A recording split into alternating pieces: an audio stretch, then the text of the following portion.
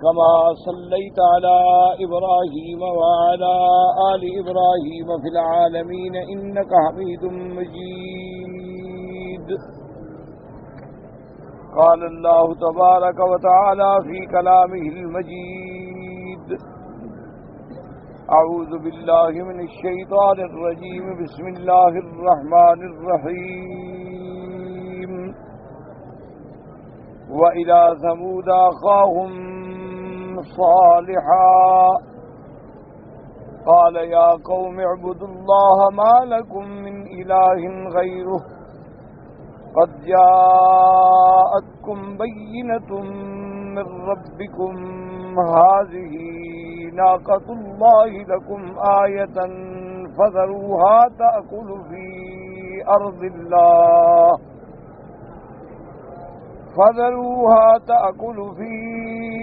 أرض الله ولا تمسوها بسوء فيأخذكم عذاب أليم.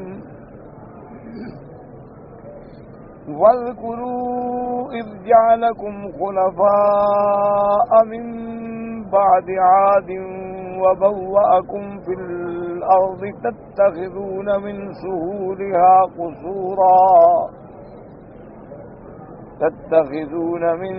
سهولها قصورا وتنحتون الجبال بيوتا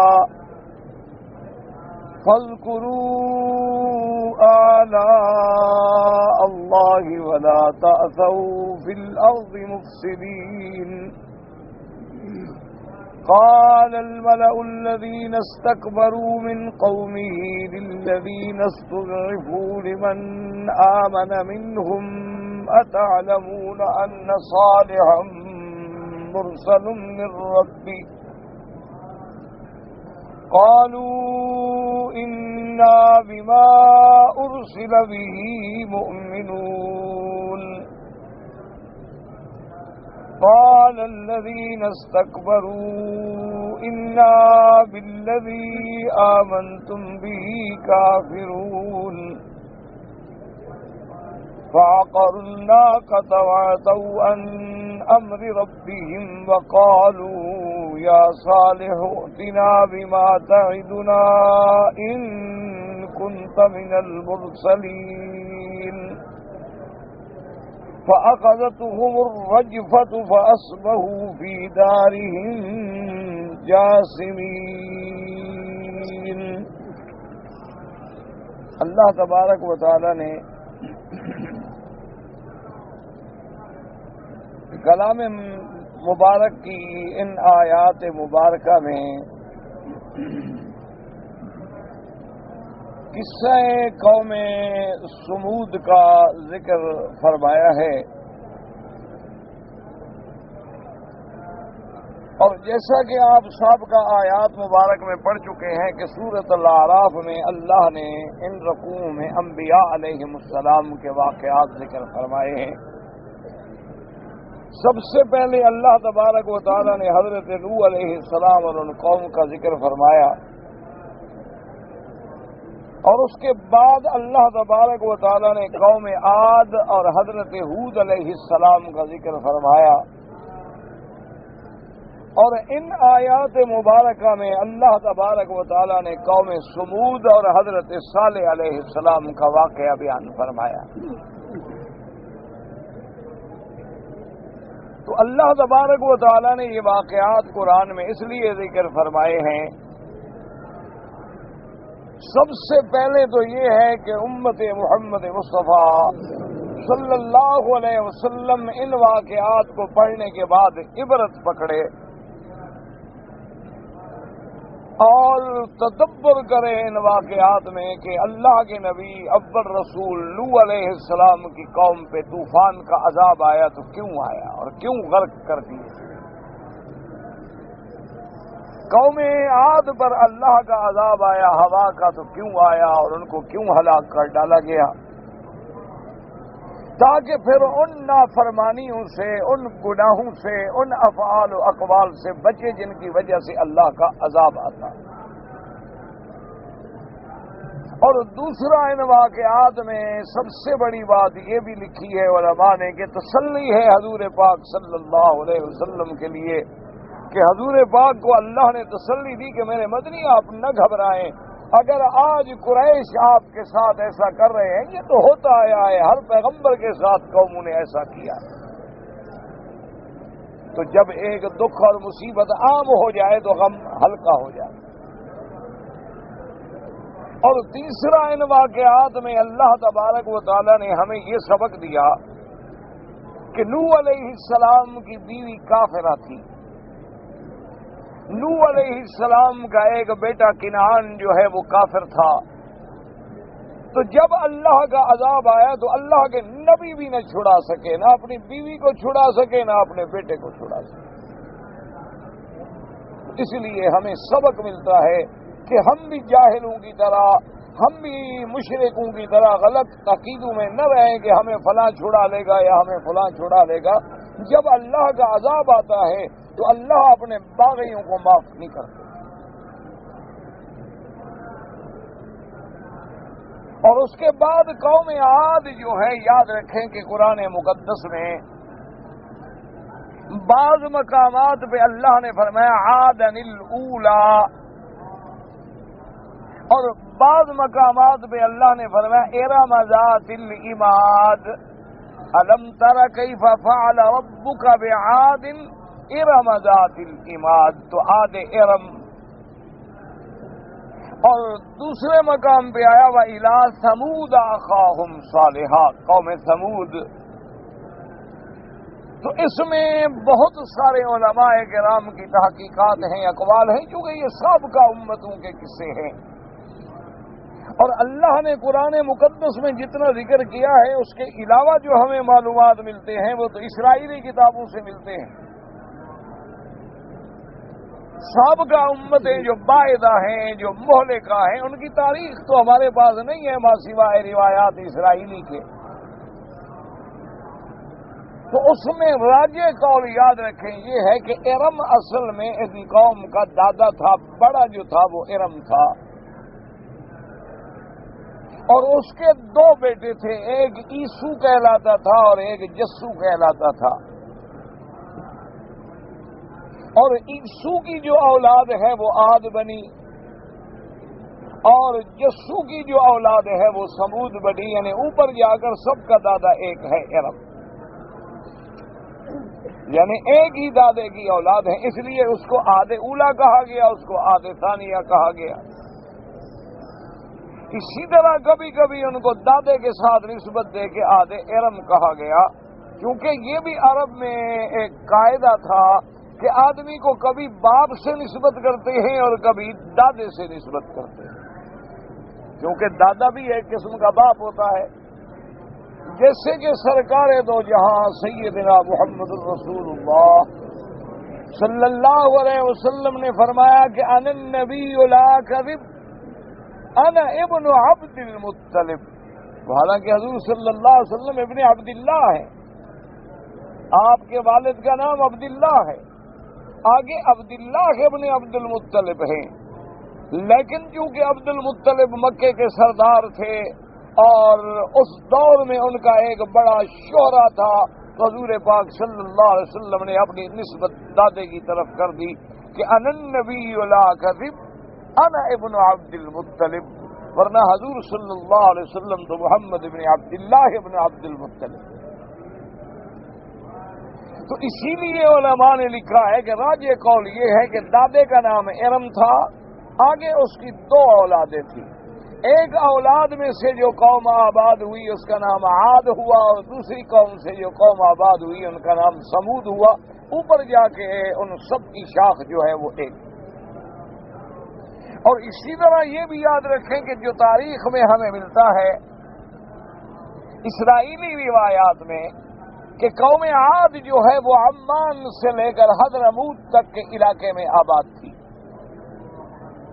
اور قوم سمود جو ہے وہ ایسی جگہوں پہ، اب یوں سمجھ لیں کہ عرب کے شمال مغرب میں جہاں آج کل اس کو مدائن صالح کا نام دیا جاتا ہے، کہ اگر آپ مدینہ منورہ سے تبوک کا اور اس علاقے کا سفر کریں تو وہ مدائن صالح جو ہیں وہ راستے میں آتے ہیں، اور آج بھی ان کے وہ آثار جو ہیں باقی ہیں۔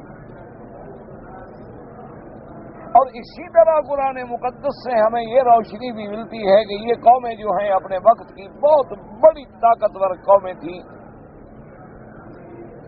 اور اللہ تبارک و تعالیٰ نے جیسے فرمایا زادکم فی الخلق بسطۃ، اللہ نے ان کو خاص قوت طاقت عطا فرمائی تھی کہ بڑے لمبے قد اور بڑے قوی ہیکل جوان تھے، اسی لیے ان کو اپنی قوت و طاقت میں بھی ناز تھا۔ وہ دعوے سے چیلنج کرتے تھے کہ من اشد منا قوتاً، کون ہم سے زیادہ طاقتور ہے جو ہمارا مقابلہ کرے گا اور ہمیں ہلاک کر دے گا۔ اور اسی طرح اللہ نے ان کو ظاہری نعمتوں سے بھی نوازا تھا کہ ان کی زمینیں بڑی آباد تھیں، ان میں بڑے باغات تھے، ان میں بڑے فصلات تھے، لیکن جب اللہ تبارک و تعالیٰ کے پیغمبر حضرت ہود علیہ السلام تشریف لے آئے اور انہوں نے ان کو دعوت توحید دی، اور تمام انبیاء علیہم السلام کی ایک ہی دعوت ہوتی ہے کہ ما لکم من الہ غیرہ، کہ اے قوم خالص اللہ کی عبادت کرو۔ اسی لیے اللہ نے فرمایا کہ وَلَقَدْ أَرْسَلْنَا، کہ میرے مدنی صلی اللہ علیہ وسلم ہم نے ہر امت میں ایک پیغمبر بھیجا ہے، ان سب نے قوموں کو کیا دعوت دی کہ یا قوم اعبدوا اللہ، کہ اے قوم اللہ کی عبادت کرو، ما لکم من الہ غیرہ، اللہ کے سوا کوئی الہ، کوئی تمہارا معبود برحق نہیں۔ تو یہی دعوت تھی جو حضرت نوح علیہ السلام سے لے کر سرکار دو جہاں صلی اللہ علیہ وسلم تک ہر پیغمبر نے دی ہے۔ یاد رکھیں کہ حضرت آدم سے لے کر میرے آقا تک اللہ کے پیغمبروں کی جو دعوت ہے ان میں کوئی اختلاف نہیں، اصول ایک ہے۔ اللہ کی عبادت کا معنی یاد رکھیں، لوگ یہ سمجھتے ہیں کہ ہم نماز جو ہے یہ تو اللہ کے لیے پڑھ لیتے ہیں بس کافی ہو گئی، یہ بات سب سے بنیادی غلطی ہے۔ یاد رکھیں یعنی جو امور بھی عبادت میں آتے ہیں وہ خالص اللہ کے لیے ہوں۔ اب نماز جو ہے صرف نماز تو نہیں ہے نا، آخر نماز میں آپ قرات بھی پڑھتے ہیں، نماز میں آپ رکوع و سجود بھی کرتے ہیں، نماز میں آپ درود و سلام بھی پڑھتے ہیں، نماز میں آپ اللہ سے دعائیں بھی مانگتے ہیں۔ تو ہمیں کیا سمجھ آیا کہ جتنی بھی عبادت ہے، چاہے وہ دعا ہے یا رکوع ہے یا سجود ہے یا منت ہے، نظر ہے، نیاز ہے، قربانی ہے، پکار ہے، استغاثہ ہے، یہ سب عبادت ہے اور اللہ کے سوا کسی کے لیے نہیں ہو سکتی۔ اسی طرح ایک بات یاد رکھیں کہ جب پکارنا اللہ کو ہے تو اب اگر یا اللہ، اب دیکھیں نا ہر آدمی اللہ کے کعبے میں یا اللہ، یا رحمان، یا رحیم، یا حی، یا قیوم، یا ذی الجلال والاکرام، یا حرف ندا ہے، اس سے پکارا جاتا ہے۔ تو اگر یہی حرف ندا لگا کر کوئی یا رسول اللہ، یا حبیب اللہ، یا نبی اللہ، یا علی، یا حسین، یا دستگیر، یا معین الدین، یا عبد القادر جیلانی، تو اللہ کے ساتھ شرک آ گیا، اور یہ چھوٹا موٹا گناہ نہیں، شرک ہے، یعنی آدمی اسلام سے نکل جاتا ہے۔ اب اگر کوئی آدمی کہتا ہے کہ جی ہم تو جب یا رسول اللہ صلی اللہ علیہ وسلم پکارتے ہیں ہم محبت سے پکارتے ہیں، ہمارا یہ عقیدہ نہیں ہے کہ حضور پاک ہماری فریاد سن رہے ہیں یا علم غیب جانتے ہیں یا ہماری مدد کو پہنچے گے، ہم تو بس سے محبت سے کہہ دیتے ہیں یا رسول اللہ، یا نبی اللہ۔ تو اس لیے اسلام نے اس حرف سے بھی، اس کام سے بھی منع کیا ہے جس میں شبہ ہوتا ہو۔ اب آپ دیکھیں کہ اسلام کا حکم ہے کہ جب سورج نکل رہا ہو تو نماز نہ پڑھو، سورج عین استوا پہ کھڑا ہو تو نماز نہ پڑھو، سورج ڈوب رہا ہے تو نماز نہ پڑھو، وجہ کیا ہے؟ تاکہ ان کی عبادت کرنے والوں کے ساتھ تشابہ نہ ہو جائے۔ تو جس چیز میں شبہ پڑ جائے اسلام اس کو بھی روک دیتا۔ اب ایک آدمی جب کہتا ہے یا حسین یا عبد القادر جیلانی، یہ کون فیصلہ کرے گا کہ وہ محبت سے کہہ رہا تھا یا عقیدہ رکھ کے کہہ رہا تھا کہ وہ میری مدد کو پہنچیں گے؟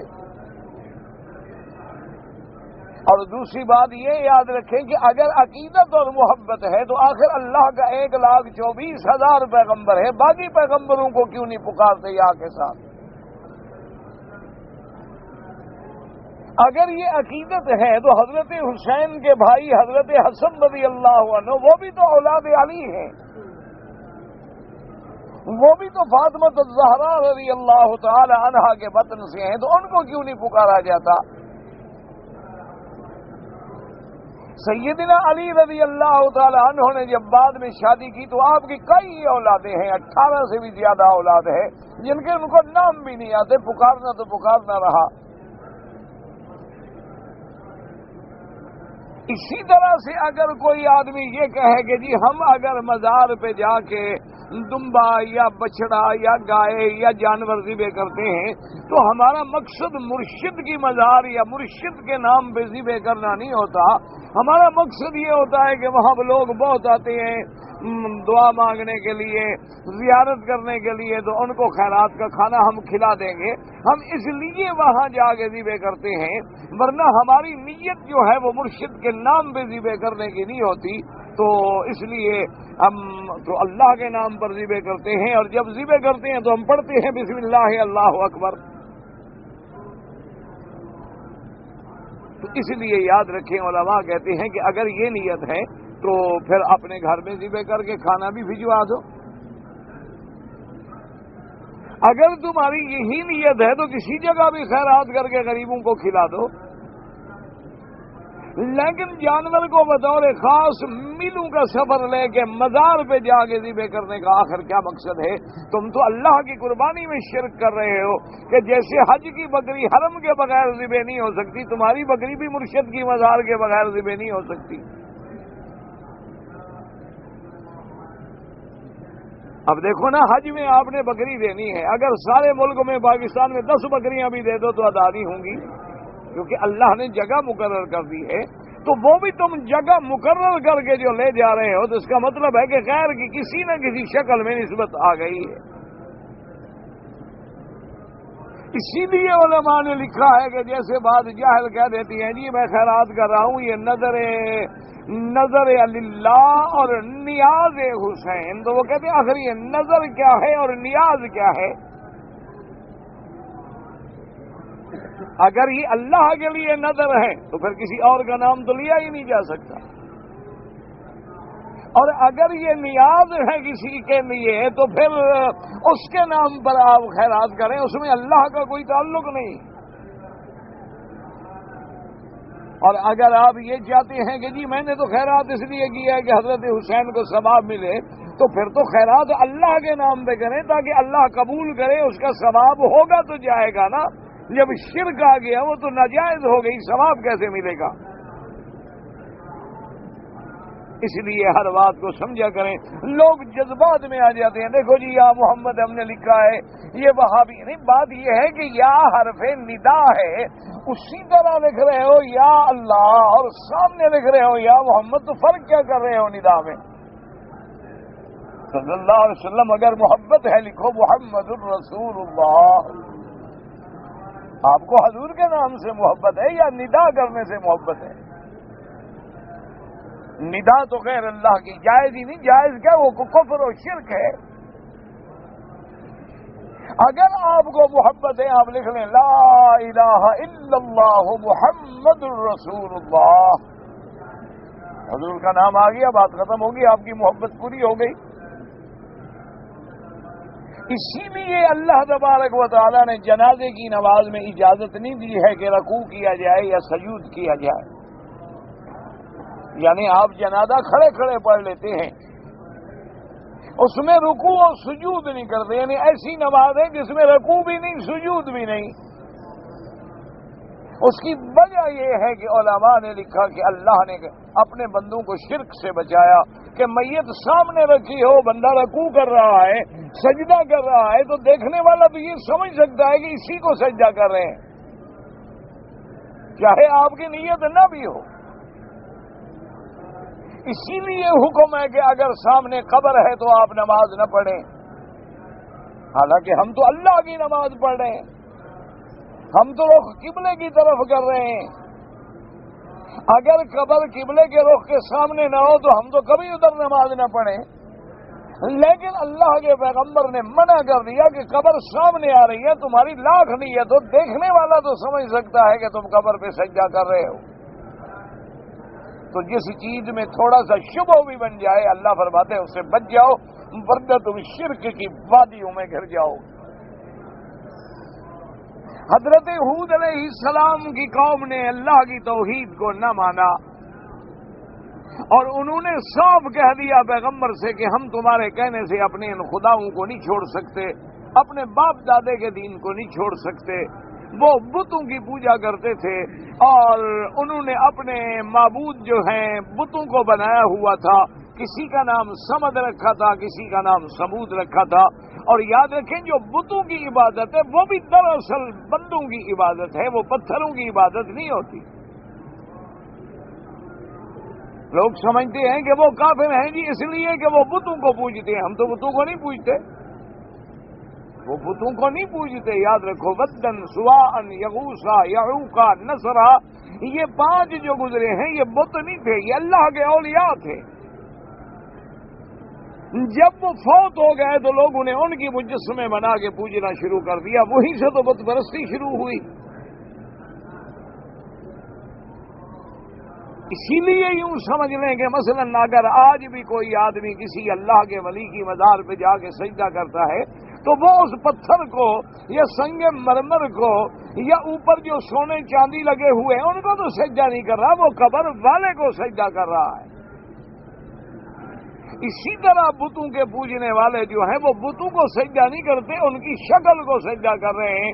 کسی نے فرشتوں کے نام پہ مجسمے بنا لیے، کسی نے سیارات کے نام پہ مجسمے بنا لیے، کسی نے کواکب کے نام پہ مجسمے بنا لیے، کسی نے بزرگوں کے نام پہ مجسمے بنا لیے۔ اصل میں وہی شخصیت پرستی ہے، اس کو رنگ جو ہے کسی نے بتوں کا دے دیا اور کسی نے گنگا اور جمنا کو پوج لیا، بات وہی ہے۔ اس لیے اللہ کے پیغمبر نے ان کو ڈرایا، انہوں نے کہا کہ جی نہیں، ہم اپنے باپ دادے کو دین کو نہیں چھوڑیں۔ اللہ کے نبی نے ان کو چیلنج کیا، فرمایا خدا کے بندوں کچھ عقل کرو، تمہارے باپ دادا جو پوج رہے ہیں یا تم عبادت کر رہے ہو اس پہ کوئی دلیل ہی نہیں، نہ کوئی عقلی دلیل ہے اور نہ اللہ کا حکم ہے۔ دیکھو نا، آج بھی ٹھنڈے دل سے آپ دیکھ لیں کہ مسلمان ملکوں میں جو لوگ قبروں پہ سجدہ کرتے ہیں، کیا دلیل؟ اگر قبر کا سجدہ جائز ہوتا تو سب سے پہلے سرکار دو جہاں اپنے ابا آدم علیہ السلام اور ابراہیم علیہ السلام کی قبر پہ سجدے کا حکم دیتے۔ اگر قبر کا سجدہ جائز ہوتا تو سب سے پہلے صدیق و عمر، عثمان و علی، اہل بیت نبی رضوان اللہ علیہم اجمعین، میرے پاک نبی محمد مدنی کی قبر مبارک پہ سجدہ کرتے۔ بلکہ حضور پاک نے تو ان لوگوں کو جو قبروں پر مسجدیں بنا دیتے ہیں، قبروں پہ سجدہ گاہیں بنا دیتے ہیں، اللہ کے نبی نے خود لعنت فرمائی، فرمایا لعن اللہ الیہود والنصارى اتخذوا قبور انبیائہم مساجدا۔ اللہ یہود و نصارہ پہ لعنت کرے، سب سے پہلے انہوں نے یہ حرکت نکالی کہ بزرگوں کے، انبیاء کے قبروں میں مسجدیں بنا دیتے تھے اور پھر سجدے شروع ہو جاتے تھے۔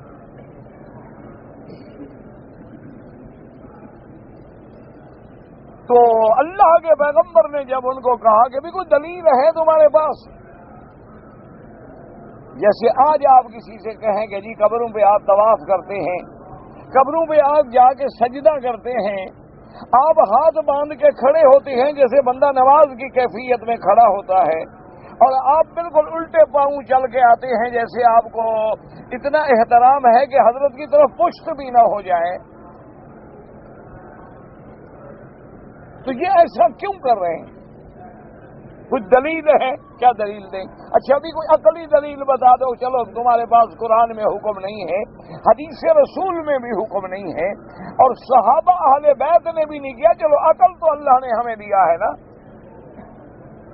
چلو عقل سے بتا دو کہ وہ بزرگ جو فوت ہو گئے ایمان سے گئے، ان کو غسل دینے والے ہم تھے، ان کو جنازہ پڑھنے والے ہم تھے، کفن پہنانے والے ہم تھے، ان کے جنازے کو کندھا دینے والے ہم تھے، ان کی قبریں کھودنے والے ہم تھے، نیچے جانے کے بعد مشکل کشا کیسے بن گئے؟ کوئی عقل کی بات کرو، آخر اللہ نے ہمیں عقل تو دیا ہے کہ جب تک وہ باہر موجود ہیں ہمارے سامنے رکھے، ہم کہہ رہے ہیں اللہم اغفر لحینا، اللہ ان کی بخشش کر، اور جب 2 میٹر زمین کے نیچے چلے جاتے ہم کہتے ہیں مرشد ہماری بخشش کر، تو یہ کون سا آخر عقل ہے؟ اس لیے پیغمبر نے کہا کہ تمہارے پاس کوئی دلیل نہیں، ما نزل اللہ بہا من سلطان، اللہ نے تمہارے لیے کوئی حجت نازل نہیں کی، کیا کر رہے ہو؟ چھوڑ دو ان کی عبادت۔ کہنے لگے اچھا تم ہمیں ڈراتے ہو، اگر تم ہمیں ڈراتے ہو تو لے آؤ اللہ کا عذاب جو تم نے چھپایا ہوا ہے۔ آج یہ بات تمہیں ناگوار گزر رہی ہے، لیکن آج بھی ہمارے مسلمانوں میں کتنے لوگ ہیں جن کو آپ نماز کے لیے کہیں، آپ ان کو شرک سے بچانے کے لیے کہیں، آپ ان کو کہیں کہ جی حضرت داتا پہ سجدہ نہ کرو، اللہ کے بندے کو داتا نہ کہو، داتا تو خدا کی صفت ہوتی ہے، کہیں گے چھوڑو کیا بکواس کر رہے ہو، ہم باپ دادے کا طریقہ چھوڑ دیں؟ تم تو گستاخ ہو، تم تو وہابی ہو، تم تو اولیاء اللہ کو مانتے نہیں ہو۔ کہو بھی یہ شرک ہے، اللہ پکڑے گا کہ چھوڑو چھوڑو جی جانتے ہیں ہم جو عذاب آنا ہے۔ کسی کو کہو نماز پڑھو، کہتے جی جاؤ تم نماز پڑھو، تمہارے ہاتھ میں کوئی جنت کی چابی ہے، تم مجھے کو پکڑ کے جہنم میں ڈال دو گے۔ آج بھی مسلمان کہتا، آج بھی کتنے پڑھے لکھے لوگ ہیں آپ کے، بڑے بڑے قلم کار، بڑے بڑے لکھنے والے، آپ دیکھیں گے ان کے مضامین کی تان اسی پہ ٹوٹتی ہے کہ یہ مولوی اور یہ مولوی اور یہ مدرسے اور یہ مولوی اور یہ مدرسے اور یہ دین کے ٹھیکیدار اور یہ دین کے چودھری بنے ہوئے ہیں۔ آج بھی ان کا غضب انہی پہ آتا ہے، ان کا غضب کسی اسمگلر پہ نہیں آتا، قاتل پہ نہیں آتا، ڈاکو پہ نہیں آتا، زانی پہ نہیں آتا، چور پہ نہیں آتا۔ آخر کیوں تان ٹوٹتی ہے؟ تو اہل علم پر۔ وجہ کیا ہے؟ ان کو پتا ہے کہ جب تک یہ غریب داڑیوں والے، جب تک یہ دین کے مدرسے چلتے رہیں گے ہماری حرام کاری کھلی نہیں ہو سکے گی۔ ان کو پتا ہے کہ جب تک یہ اللہ کے نام لیوا موجود ہیں کسی قادیانی کو حضور کے خلاف نہیں بھونکنے دیں گے۔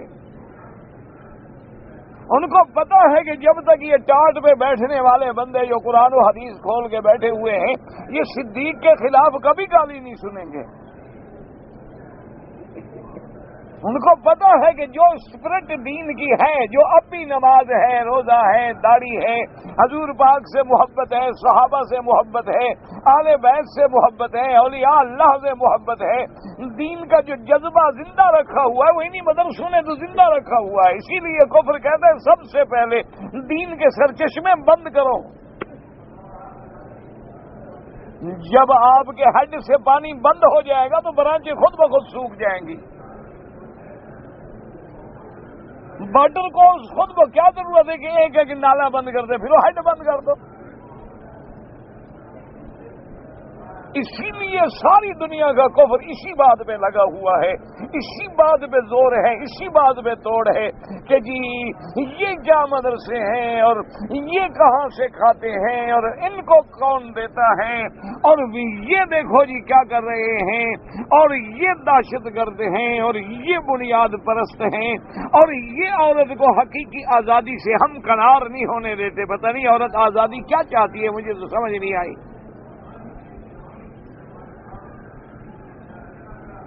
کیا عورت یہی آزادی چاہتی ہے جیسے اخباروں میں آیا ہے کہ 14,000 عورتوں سے جب پوچھا گیا کہ تمہارے بچے جو ہیں ان کو سکولوں میں لکھا اور ان کے باپ کا نام بتاؤ، نے کہا ان کے باپ کا تو ہمیں پتہ نہیں ہے۔ یہی آزادی چاہتے ہو؟ کیا تم یہی آزادی چاہتے ہو کہ 9 سال سے لے کر 13 سال کی عمر تک 1 سال میں 5 لاکھ حاملہ عورت ہے، حاملہ بالزنا، یہی آزادی چاہتے ہو؟ کیا عورت مساوات کا مطلب یہی سمجھتی ہے کہ بازار میں سڑکوں پہ جیسے جانور پھرتے ہیں اسی طرح پھرتی رہے؟ یہ آزادی ہے؟ تم یہی آزادی چاہتے ہو کہ عورت کو خاوند کا پتہ نہ ہو، بیٹے کو باپ کا پتہ نہ ہو، بیٹی کو ماں کا پتہ نہ ہو؟ یہ آزادی ہے؟ اور اس میں رکاوٹ کون ہے؟ یہ مولوی، یہ مسجدیں، یہ مدرسے۔ ورنہ آج بھی الحمدللہ ثم الحمدللہ پوری کائنات میں آپ چیلنج کر کے کہہ سکتے ہیں کہ ایک طرف آپ اپنے انگریزی کالجوں کو رکھ لیں اور ایک طرف میرے نبی پاک کے اصحاب صفہ مدینے کے مدرسے سے لے کر 1400 سال کے مدرسوں کے طالبوں کی فہرستیں بنا کے رکھ لیں اور ہمیں بتائیں کہ ان میں قاتل کون ہیں، ڈاکو کون ہے، راہزن کون ہے، چور کون ہے، راشی کون ہے۔ تم نے کیا پیدا کی اور ہم نے کیا پیدا کی؟ آج بھی ایمان سے کہیں کہ جتنے ائمہ پیدا ہوئے ہیں، جتنے محدثین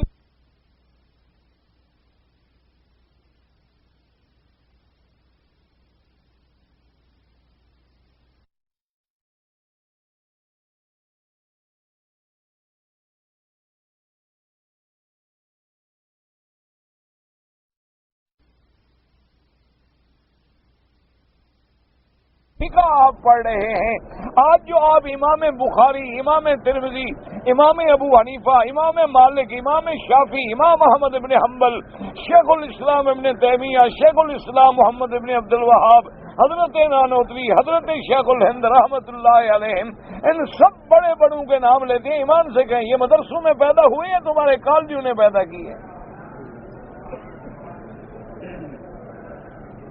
چلو آج جو ڈھیلے عقیدہ رکھنے والے لوگ ہیں، حضرت علی حجویری، حضرت فرید الدین شکر گنج، حضرت نظام الدین اولیاء، حضرت محبوب سبحانی، یہ سارے لوگ تمہاری یونیورسٹی اور کالجوں نے پیدا کیے کہ مسجدوں نے پیدا کیے؟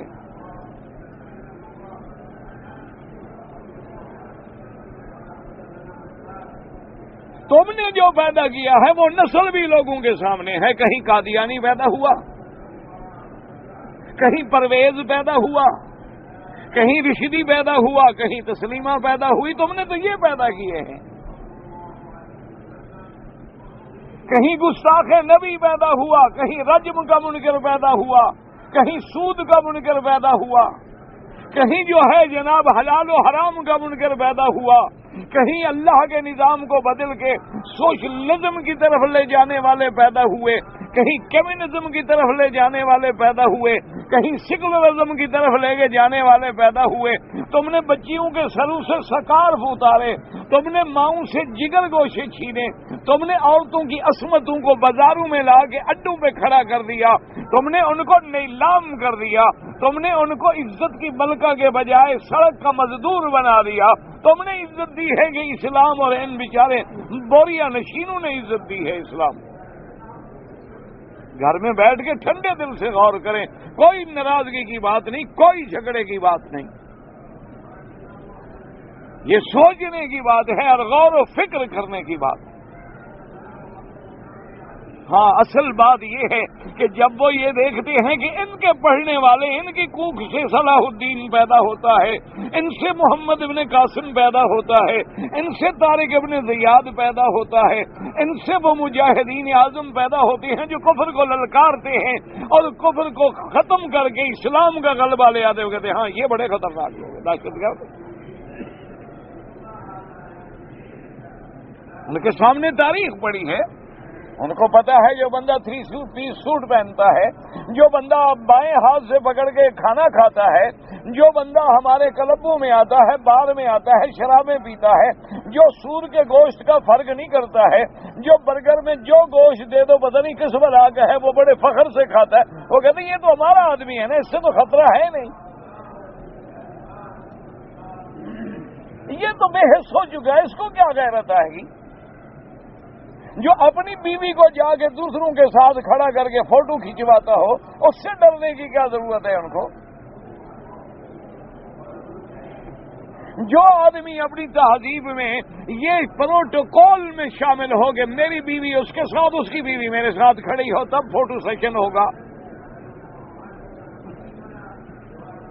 جب عورتیں جا کے غیروں سے ہاتھ ملاتی ہوں اور کھلے ہوئے انہوں نے شرٹ پہنے ہوئے ہوں، ان سے تو وہ مطمئن ہیں، وہ کہتے ہیں تو ختم ہو گیا، ان کا کوئی فکر نہیں۔ ڈر ہے تو ان کا ہے جو ابھی بھی سجدے میں پڑا ہے اور کہتے ہیں سبحان ربی الاعلی۔ ڈر تو اسی سے، اسی لیے ہمیشہ یاد رکھیں۔ پھر انہوں نے اس اللہ کی توحید کی طاقت کو توڑنے کے لیے پھر فتنے پیدا کیے، کہیں نبی پیدا کیے، کہیں انہوں نے بدعت کے نام پہ، محبت کے نام پہ بدعات پیدا کر کے قوموں کو شرک تک پہنچایا، کہیں انہوں نے صحابہ کی محبت میں آ کے اہل بیت کا دشمن بنا دیا، کہیں اہل بیت کا محبت میں آ کے صحابہ کا دشمن بنا دیا، تاکہ یہ دین والی قوتیں لڑتی رہیں، مجتمع نہ ہو سکیں۔ اگر یہ اکٹھی ہو گئی تو پھر تو کفر کی خیر نہیں ہے۔ آج یہ سارے جھگڑے ہیں، اور پھر جب ایک نسل گزرتی ہے وہ عادی ہو جاتی ہے۔ یاد رکھیں، اب دیکھیں نا جی، ہمارا ایک چھوٹا بچہ ہو، آپ کا بچہ ہو، آپ حرم میں نماز پڑھنے آئے، وہ 4 سال کا بچہ ہے، اس کو کوئی پتہ نہیں نماز کیا ہے، اس کو کوئی پتہ نہیں بیچارے کو کعبہ شریف کیا ہے، اس کو کوئی پتہ نہیں ہوتا کہ وضو کیا ہے، لیکن دیکھتا ہے کہ باپ ہاتھ باندھ کے کھڑا ہے، وہ بھی کھڑا ہے، کھڑا ہو جاتا ہے۔ وہ دیکھتا ہے باپ سجدے میں جا رہے، وہ بھی سجدے میں چلے جا رہے، اس کو نہیں پتا سجدہ کیا ہے۔ تو جس بندے نے اپنے باپ کو، دادا کو، نانا کو، نانی کو قبروں پہ جھکتے دیکھتا ہے، قبروں پہ منتیں مانتے دیکھا ہے، قبروں پہ عرس مناتے دیکھا ہے، قبروں پہ قوالیاں سنتے دیکھا ہے، چادر شریف چڑھاتے دیکھا ہے، تعزیے شریف کے جلوس دیکھے، وہ کیا سمجھے؟ وہ تو اسی کو دین سمجھے ہوئے غریب۔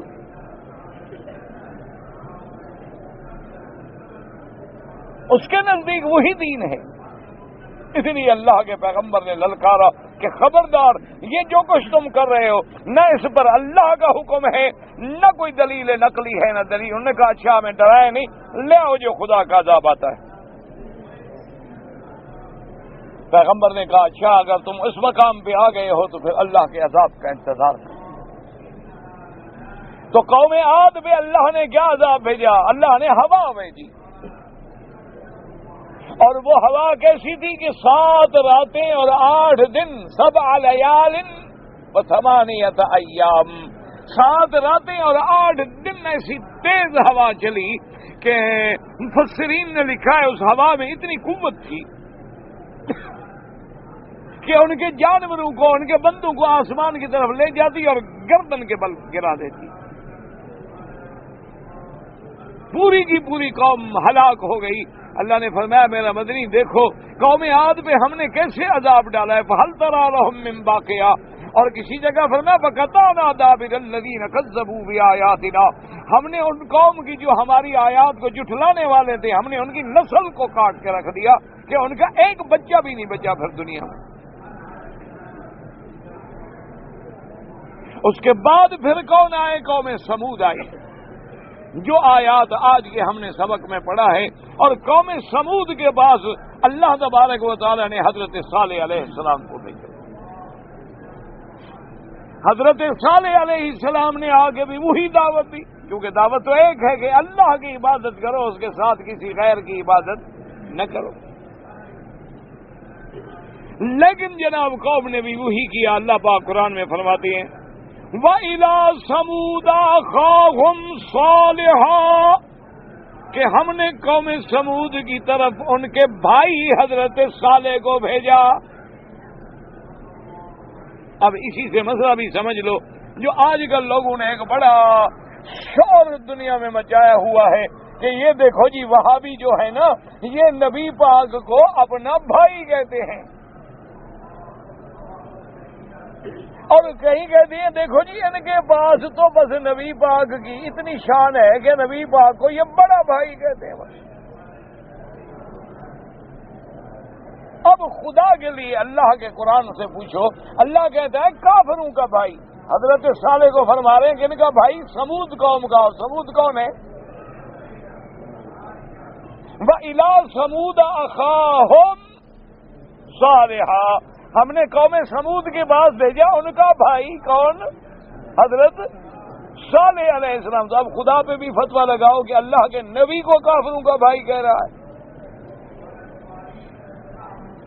وَإِلَىٰ عَادٍ أَخَاهُمْ هُودًا، اور ہم نے قوم عاد کی طرف بھیجا ان کا بھائی کون؟ حضرت ہود. کافروں کا بھائی. کوئی بات سمجھیں. اللہ نے میرے مدنی پاک کو فرمایا وَمَا صَاحِبُكُمْ بِمَجْنُونٍ. اے کفار قریش، میرے مدنی پہ اعتراض کرنے والوں، تمہارا صاحب، تمہارا ساتھی، تم میں سے جو ہم نے بھیجا ہے وہ ہرگز دیوانہ نہیں، وہ تو میرا نبی ہے، میرا پیغمبر ہے. اللہ کافروں کا صاحب. تو بات کو سمجھیں. اصل بات کیا تھی؟ اصل بات جو تھی، جب تعصب کی اینک آ جاتی ہے نا، پھر حق بات نظر نہیں آتی. آپ سرخ رنگ کے شیشے لگا لینا اینک میں تو سارا ملک آپ کو سرخ نظر آئے گا، اور اگر آپ سبز شیشہ لگا لیں تو سارا ملک سبز نظر آئے گا. اصل مشکل یہ ہے کہ اہل بدعت نے بدعت کی ایسی اینک لگائی ہے کہ ہر توحید کا نام لینے والا ان کو وہاں بھی نظر آتا ہے. حالانکہ بات کیا تھی؟ بات اتنی تھی، اور وہ بات محبت کی تھی، شان کی تھی، عظمت کی تھی، لیکن اللہ سمجھنے کی توفیق عطا فرمائے. حضرت عمر رضی اللہ تعالی عنہ حاضر ہوئے اور آگے عرض کیا کہ محبوب خدا سیدنا محمد مصطفیٰ صلی اللہ علیہ وسلم کی یا رسول اللہ، میں مکے جا رہا ہوں عمرہ کرنے کے لیے، مجھے اجازت ہے؟ آپ نے فرمایا ہاں جاؤ عمرہ کرو، اور فرمایا کہ لا تنسانا ان دعائک یا اخا عمر، کہ اے بھائی عمر ہمیں بھی وہاں دعا میں نہ بھول جانا. حضور نے فرمایا عمر میرے بھائی تم مجھے وہاں جا کر دعاؤں میں نہ بھول جانا. تو علماء دیوبند نے لکھا کہ بھئی یہ حضور کی شفقت ہے، حضور کی محبت ہے، حضور کا شان ہے کہ آپ عمر کو اپنا بھائی کہہ رہے ہیں. لیکن خیال کرنا کہیں یہ نہ سمجھ لینا بھائی بڑا بھی ہوتا ہے چھوٹا بھی ہوتا ہے. اگر دل میں خیال آئے کہ حضور چھوٹے ہیں عمر سے تو ایمان چلا جائے گا. حضور کو بڑا سمجھنا، چھوٹا نہ سمجھنا. تو یہ بات شان کی تھی، محبت کی تھی، جس کو لوگوں نے عداوت میں بدل دیا کہ دیکھو جی یہ کہتے ہیں نبی بڑا بھائی ہے. اور اسی طرح یاد رکھو کہ قرآن کا فیصلہ ہے کہ انما المؤمنون اخوۃ، کہ تمام ایمان والے جو ہیں وہ بھائی ہیں. تمام ایمان والے لوگ جو ہیں وہ کون ہیں؟ بھائی ہیں. تو اب اللہ کے نبی سب سے بڑے ایمان والے، اور جو بھی کلمہ پڑھے گا ایمان کی وجہ سے ان کے ساتھ اس کو نسبت ہو جائے گی محمد مدنی کے ساتھ صلی اللہ علیہ وسلم. لیکن کہاں ہمارے بھائی اور کہاں محمد مصطفیٰ؟ یہ کوئی دنیا کا کم عقل سمجھ سکتا ہے کہ حضور کو نعوذ باللہ ایک عام بندے کے درجے میں لے آئے؟ یہ تو کوئی جاہل سے جاہل بھی یہ بات نہیں کہہ سکتا. تو اس لیے اب دیکھیں قرآن کہتے ہیں ہم نے حضرت وجہ کیا تھی بھائی کہنے کی؟ ان کی قوم میں سے تھے، وہ بھی سمود میں سے تھے. وَإِلَىٰ ثَمُودَ أَخَاهُمْ صَالِحًا قَالَ يَا قَوْمِ اعْبُدُوا اللَّهَ مَا لَكُم مِّنْ إِلَٰهٍ غَيْرُهُ، کہ اے قوم اللہ کی عبادت کرو جس کے سوا کوئی معبود برحق نہیں. قَدْ جَاءَتْكُمْ بَيِّنَةٌ مِّن رَّبِّكُمْ هَٰذِهِ نَاقَةُ اللَّهِ لَكُمْ آيَةً فَذَرُوهَا تَأْكُلُ فِي أَرْضِ اللَّهِ وَلَا تَمَسُّوهَا بِسُوءٍ فَيَأْخُذَكُمْ عَذَابٌ أَلِيمٌ. حضرت صالح صاحب نے فرمایا کہ اے میری قوم اب تو کھلی نشانی بھی تمہارے پاس آ گئی ہے. اب تمہارے پاس کھلی نشانی معجزہ بھی دیکھ چکے ہو. اب تمہیں نہ میری نبوت میں شک ہے نہ میری صداقت میں شک ہے. اب تو مان لو. اور وہ کھلی نشانی کیا ہے؟ ہاذہ ناقۃ اللہ، یہ اللہ کی اونٹنی وہ واقعہ یہ تھا کہ جب حضرت صالح علیہ السلام نے رات دن دعوت تبلیغ توحید کا سبق دیا لیکن قوم ماننے پہ نہ آئی، تو آخر قوم نے سوچا کہ ایسا کرتے ہیں اکٹھے ہو کر ایک ایسی چیز کا مشورہ کرو، حضرت صالح علیہ السلام سے ایسا مطالبہ کرو جو پورا نہ کر سکیں، چلو ہم بھی بات کرنے کے قابل تو ہو جائیں کہ جی آپ نے بھی تو ہماری بات پوری نہیں کی نا، ہم کیوں مانیں آپ کو۔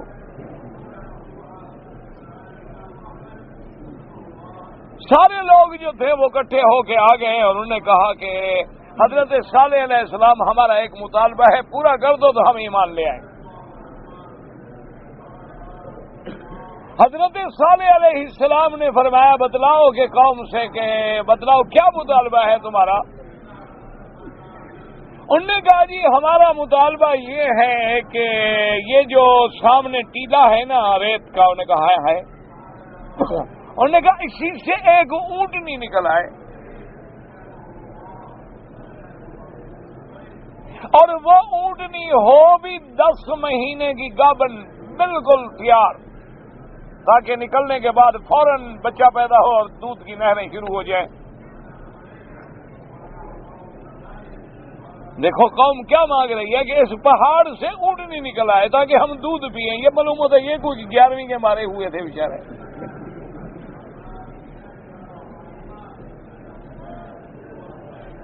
عجیب مطالبہ کر، دیکھو نا کوئی عقل کی بات ہے کہ بھی پتھر سے اونٹنی نکل آئے۔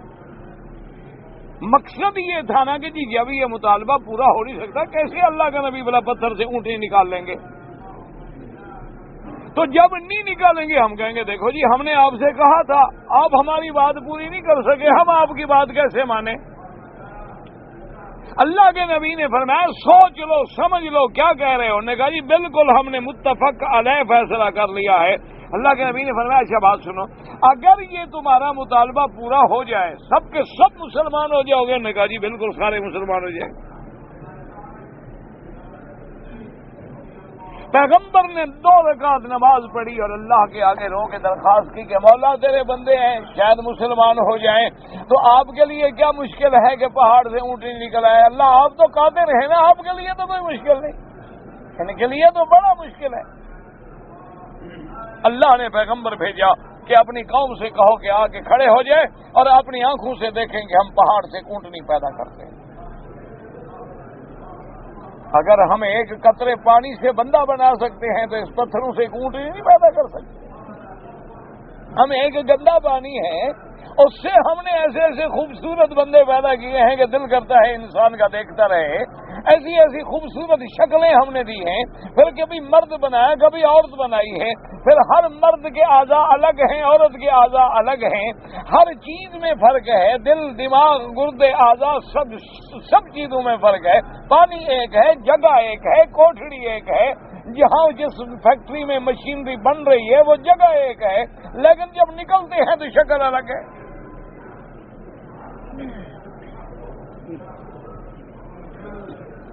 اب جناب ساری قوم آ کے کھڑی ہو گئی، اللہ تبارک و تعالی نے حکم دیا، اللہ کے حکم سے اس سے اندر سے اونٹنی نکل آئی۔ اب اپنی آنکھوں سے دیکھ رہے ہیں، اللہ کے پیغمبر کا معجزہ ہے، سب کچھ ان کے سامنے ہو رہا ہے، اور اللہ تبارک و تعالی نے حکم دیا دوسری صورتوں میں تفصیل کے ساتھ ہے کہ اب اپنی قوم کو سمجھا دیں کہ یہ اونٹنی جو ہے اس کے لیے ایک دن یہ پانی پیے گی جو تمہارا چشمہ ہے، لہا شربن ولکم شرب یوم معلوم، ایک دن تمہارا ایک دن اس کا، ایک دن یہ پانی پیے گی تم پانی نہیں پیو گے، اس کا دودھ پیو گے، اور ایک دن تم پانی پیو گے یہ پانی نہیں پیے گی۔ اللہ نے مطالبہ بھی پورا کر دیا، ذرا پابندی بھی تو لگا دی نا، اللہ بھی تو اپنے بندوں کو آزماتے ہیں نا، یہ تو نہیں پیدا کر کے چھوڑ دیں گے جانور ہو کھاؤ پیو اور مر جاؤ۔ انسان ہو جب عقل دیا ہے تو پھر امتحان تو ہوگا نا۔ جب اللہ تبارک و تعالیٰ نے تمہیں سمجھ دی ہے، فکر دی ہے، حواس خمسہ دیے ہیں، تو پھر امتحان تو ہوگا، آزمائیں گے، کہیں حکم دیں گے نماز پڑھو، کہیں حکم دیں گے حلال کھاؤ حرام نہ کھاؤ، حکم دیں گے تجارت کرو سود نہ کھاؤ، حکم دیں گے تمہاری صحت قوت بڑی ہے تو 4 بیویاں رکھ لو لیکن زنا نہ کرو، ایک چیز کی اجازت دیں گے ایک سے روکیں گے، تبھی تو امتحان ہوگا۔ اب جب اونٹنی پیدا ہو گئی تو سب کہنے لگے اچھا جی ہاں یہ تو ٹھیک ہے، کچھ لوگ تو مسلمان ہوئے تھوڑے سے، باقی کہنے لگے جی نہیں ہمیں سوچنے دیں، یہ اونٹنی تو ہے لیکن کچھ دیر ہمیں موقع دے ہم سوچ لیں۔ آپ نے کہا ٹھیک ہے سوچ لو، لیکن اللہ کے نبی نے فرمایا کہ ایک بات سوچ لو کہ فَذَرُوهَا تَأْكُلُ فِي أَرْضِ اللَّهِ، اس اونٹنی کو اللہ کی زمین میں چلنے پھرنے دینا، اس کو کبھی نہ چھیڑنا، کھائے چرے جائے۔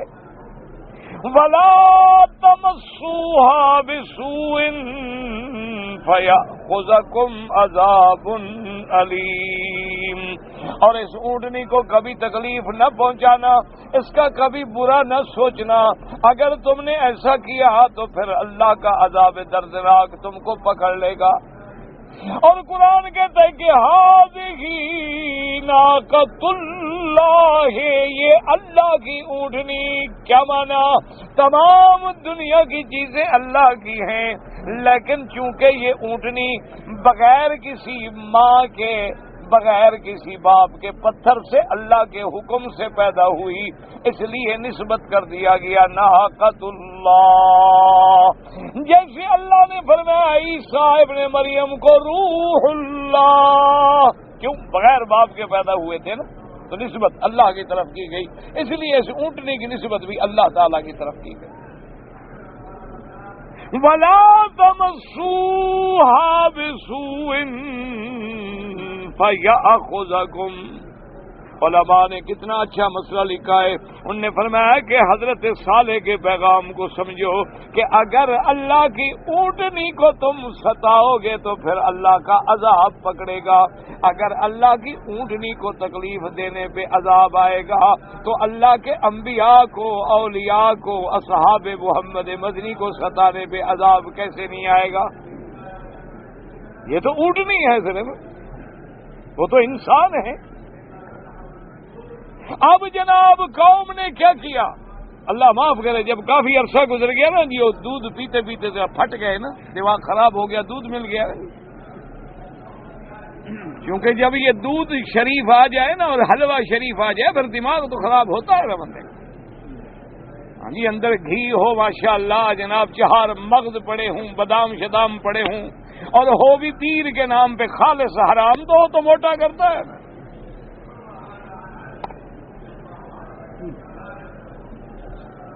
تو اب فطری بات ہے، اب جناب انہوں نے مشورہ کیا کہ یار یہ تو بڑا مسئلہ ہے کہ ایک دن ہم سارا دن پانی نہ پیئیں، اونٹنی پانی پیئے، ایک دن ہم دودھ پئیں، یہ کیا بات ہو گئی؟ یعنی ہم انسان ہیں، ہمارے اوپر پابندی لگا دی گئی کہ ہم پانی نہ پیئیں ایک دن، یہ کیا بات ہوئی؟ انہوں نے کہا کیا کریں؟ انہوں نے کہا یار مار دو اونٹنی کو، جان چھوڑو، نہ ہوگی نہ پانی کا چکر رہے گا۔ یہ کیا ہو گیا کہ ایک دن اونٹنی پانی پیے اور ہم بیٹھے رہے پانی نہ پیئیں؟ اور یہ اونٹنی بھی ایسی ہے کہ چشمے کا سارا پانی پی جاتی ہے، بچاتی بھی کچھ نہیں کہ ہمارے لیے کچھ تو چھوڑ دے رہا آخر۔ تو ہم جو ہے جناب، یہ لازمی بات ہے کہ اب اس کا فتح، انہوں نے جناب کچھ بندے تیار کیے، 4 5 8 بندے جو تھے ان کے، جو سب سے بڑے بدبخت تھے۔ اسی لیے ایک روایت میں آتا ہے حضور نے فرمایا کہ وہ بڑا شقی تھا جس نے اونٹنی کو حملہ کیا۔ بعض علماء نے اس کا نام بھی لکھا ہے، لیکن اسرائیلی روایات ہے، اللہ عالم، قذار ابن کالب، خدا جانے صحیح ہے غلط ہے اللہ جانے، کیونکہ قرآن پاک نے نام نہیں ذکر کیا۔ اب وہ کچھ آدمی جو تھے جناب، وہ تاک لگا کے ایک جگہ پہ بیٹھ گئے، اور اونٹنی جو تھی وہ آتی تھی اپنے بچڑے کے ساتھ آ کے پانی شانی پیتی تھی، تو انہوں نے کہا کہ اب اونٹنی بڑی قوی ہے، بڑی طاقتور ہے، سامنے جا کے مارنا تو بڑا مشکل ہے، تو اب اس کو کیسے ماریں؟ تو ان بدبختوں نے یہ کیا کہ چھپ کے بیٹھ گئے، جب اونٹنی گزری نہ تو تلوار سے اس کی کونچیں کاٹ دی پاؤں۔ اب جب کونچیں کھٹی تو خون بہنا شروع ہو گیا کہ بہتے بہتے اونٹنی گر گئی۔ جب اونٹنی گر گئی تو اللہ تبارک و تعالی رحمت کرے، اور اسی دور میں پیغمبر نے ان کو بار بار ڈرایا کہ تم اللہ کی نعمتوں کا قدر کرو، خدا کا خوف کرو، اللہ سے ڈرو۔ وَاذْكُرُوا إِذْ جَعَلَكُمْ خلفاء من بعد عاد وبوأكم في الأرض تتخذون من سهولها قصورا وتنحتون الجبال بيوتا فاذكروا آلاء الله ولا تعصوا في الأرض مفسدين. اللہ کے پیغمبر نے فرمایا کہ ظالموں، اللہ نے تم کو قوم عاد کے بعد بھیجا، اللہ نے تم کو زمین میں ٹھکانہ دیا، اللہ نے تم کو توفیق دی کہ تم میدانوں میں زمین میں بڑے بڑے محل بناتے ہو، اللہ نے تمہیں عقل دی، طاقت دی، فہم دی کہ تنحتون الجبال بیوتا، اور پہاڑوں کو کاٹ کاٹ کے گھر بناتے ہو. اتنے بڑے قوت والے تھے، طاقت والے تھے کہ پہاڑ کھڑا ہے نا جی، وہی نقشہ بنا کے کاٹ دیتے، وہی کمرے بن گئے، وہی چھتیں ڈال دیتے، مال بن گیا. فَاذْكُرُوا آلَاءَ اللَّهِ، اللہ کی نعمتوں کو یاد کرو اور اللہ کی زمین میں فساد نہ پھیلاؤ. یاد رکھو انبیاء کی دعوت یہ ہے کہ کوئی فساد نہ کرے، کوئی قتل نہ کرے، کوئی زنا نہ کرے. اسلام تو یہ کہتا ہے کہ خیال کر کے چلو تیرے پاؤں میں کوئی چیونٹی بھی نہ ماری جائے. وہ کیسے دہشت گرد ہو سکتا ہے؟ یاد رکھو دین کے مدرسے والے تو یہ سبق دیتے ہیں نا کہ خبردار، مسلمان وہ ہے جس کی زبان سے بھی کسی کو تکلیف نہ پہنچے، جس کے ہاتھوں سے بھی تکلیف نہ پہنچے. غیبت نہ کرو، گلہ نہ کرو، جھوٹ نہ بولو، تہمت نہ لگاؤ، نفاق نہ کرو. وہ کیسے اجازت دے سکتا ہے کہ قتل کرو، دہشت گردی کرو؟ اس لیے اللہ نے فرمایا، اللہ کے پیغمبر نے دعوت دی کہ قوم خبردار، خیال رکھو. اب ان کے بھی جو بڑے بڑے چودھری تھے، بڑے بڑے سردار تھے، بڑے بڑے جگیردار تھے، اور جو غریب لوگ ایمان لے آئے، وہ ان کو کہنے لگے یار تم ہمیں بار بار جو کہتے ہو ایمان لے آؤ، بات سنو ہماری. قال الملأ الذين استكبروا من قومه للذين استضعفوا لمن آمن منهم اتعلمون ان صالحا مرسل من ربه. اللہ فرماتے ہیں کہ قوم کے متکبر بڑے بڑے جو تھے، ان نے کہا ان کو جن کو کمزور سمجھا گیا کہ بھئی کیا تم جو کلمہ پڑھ رہے ہو صالح علیہ السلام کا، تمہارا ایمان ہے کہ صالح رسول ہے، اللہ کا پیغمبر ہے، سچا نبی ہے؟ انہوں نے کہا کیا کہہ رہے ہو، ہمارا تو ایمان ہے. قالوا انا بما ارسل به مؤمنون. وہ جو غریب لوگ ہیں جن کو کمزور سمجھا جا رہا ہے، انہوں نے کہا دیکھ لو ہمارا ایمان ہے کہ جو بھی حضرت صالح اللہ کا پیغام لائے ہیں وہ حق ہے، وہ رسول ہے، وہ نبی ہے، ہم مومن ہیں. وہ بڑے لوگ جو تھے کہنے لگے قال الذین استکبروا انا بالذی آمنتم به کافرون. وہ جو متکبر تھے وہ کہنے لگے بات سنو، جس پہ تم ایمان لا رہے ہو ہم تو انکار کرتے ہیں، ہم نہیں مانتے کہ نبی ہے، ہمارا کوئی ایمان نہیں. اب کیا کیا؟ فَعَقَرُوا النَّاقَةَ، انہوں نے ذبح کر دیا اونٹنی کو. وَأَتَوْا عَنْ أَمْرِ رَبِّهِمْ، اللہ کے حکم سے سرکش بن گئے. وَقَالُوا يَا صَالِحُ ائْتِنَا بِمَا تَعِدُنَا إِن كُنتَ مِنَ الْمُرْسَلِينَ. اللہ فرماتا ہے کہ ظالموں نے اس اونٹنی کو ذبح کر دیا، میرے حکم سے سرکش بن گئے، اور حضرت صالح کو کہنے لگے کہ ائتنا، لے آؤ جو ہمیں ڈراتے ہو، عذاب. کہاں ہے عذاب؟ لے آؤ عذاب. اللہ معاف کرے، جب قومیں سرکش ہو جاتی ہیں نا تو اتنی جرت کرتی ہیں کہ کہاں ہے عذاب. جیسے کافروں نے مکے میں حضور پاک سے کہا تھا کہ اگر اللہ کے پاس عذاب ہے تو کہو امطر علینا من السماء حجارة من السماء اب اتنا بعذاب علیم، اپنے خدا سے کہو پتھر برسائے ہم پر، لے آؤ عذاب، کہاں ہے تمہارا عذاب؟ اللہ فرماتے ہیں قوم سمود نے بھی چیلنج کیا کہ لے آؤ عذاب، پھر کیا ہوا نتیجہ؟ فَأَخَذَتْهُمُ الرَّجْفَةُ